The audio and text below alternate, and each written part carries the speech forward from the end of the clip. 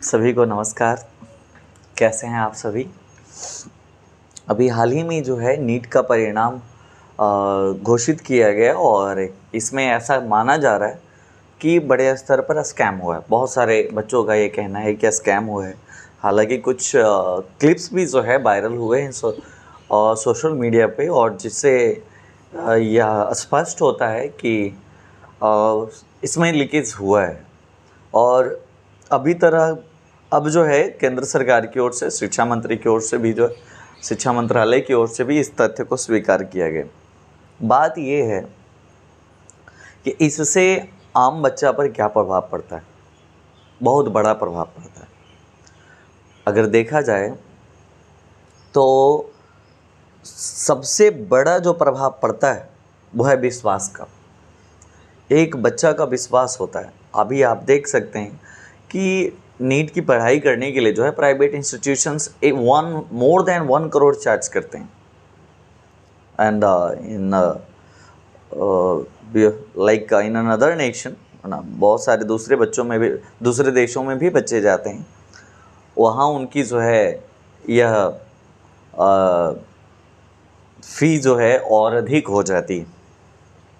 सबसे बड़ी बात यहाँ पर यह हो जाती है ना कि यहाँ पर बच्चे को जो है, एक जो गरीब बच्चे हैं, जो सामर्थ्य नहीं है, जिनमें जो सक्षम नहीं है कि उस लेवल तक पहुँच सकें, उन बच्चों को आगे बढ़ाने के लिए जो है नीट जैसी प्रतियोगिता का चयन किया गया, ताकि जो है सारे बच्चे जिनकी इकोनॉमिकली अवस्था जो है वो उतना बेहतर नहीं है, तब जो है चंद कुछ मतलब केवल कुछ ही फ़ीस जो है गवर्नमेंट लेती है, जो बिल्कुल एकदम कह सकते हैं कि एकदम बहुत ज़्यादा कम रहती है इसके लिए।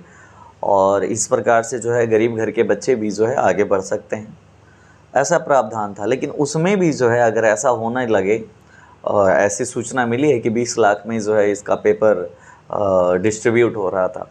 अब बताइए, जब 20 लाख में हो ही जाएगा तो प्राइवेट इंस्टीट्यूशन में वो क्यों जाएंगे? 1 करोड़ उधर देने की बजाय 20 लाख में इधर काम हो रहा है। तो ज़्यादातर पेरेंट्स जो बिजनेसमैन है वो तो यही चाहेंगे, बस 20 लाख इधर दे दो या एडमिशन हो जाएगी, फिर आगे की तैयारी। तो बात ये है कि एक गरीब बच्चों का जहाँ उम्मीद था कि जहाँ से उनका जो है सिलेक्शन हो सकता है, यहाँ से वो डॉक्टर बन सकते हैं, वो उम्मीद की किरण भी जो है अब डूबने के कगार पर है। अब इसकी प्रतिष्ठा को बचाना, जैसे अभी भारत में भी कुछ ऐसे एग्ज़ाम थे जिन पर अभी तक दाग नहीं लगा था, और उनमें से एक नीट भी था, लेकिन इस बार नीट के भी दामन पर दाग लग गया।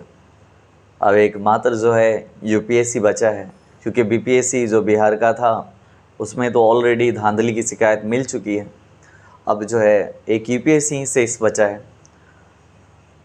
अब बात यह है कि सामान्य लोगों के जीवन पर इसका क्या असर पड़ता है, यानी एक आम बच्चा की जो है तैयारी पर इसका क्या असर पड़ता है। बहुत बड़ा असर पड़ता है। मेहनत करने वाले बहुत सारे बच्चे होते हैं। जो अमीर घर के बच्चे हैं वो तो किसी प्रकार मतलब प्राइवेट इंस्टीट्यूशन से भी जो है वो इस चीज़ को क्लियर कर सकते हैं, लेकिन गरीब बच्चों का जो है एकमात्र आसरा यही होता है कंपटीशन के ज़रिए अपने जो गुण है उसको प्रकट करना और अपने शीर्ष तक पहुंच पाना। उनके लिए एकमात्र यही रास्ता होता है, और अगर ये रास्ता भी बंद कर दिया जाए तो फिर उनके लिए अब क्या ऑप्शन रह जाएगा।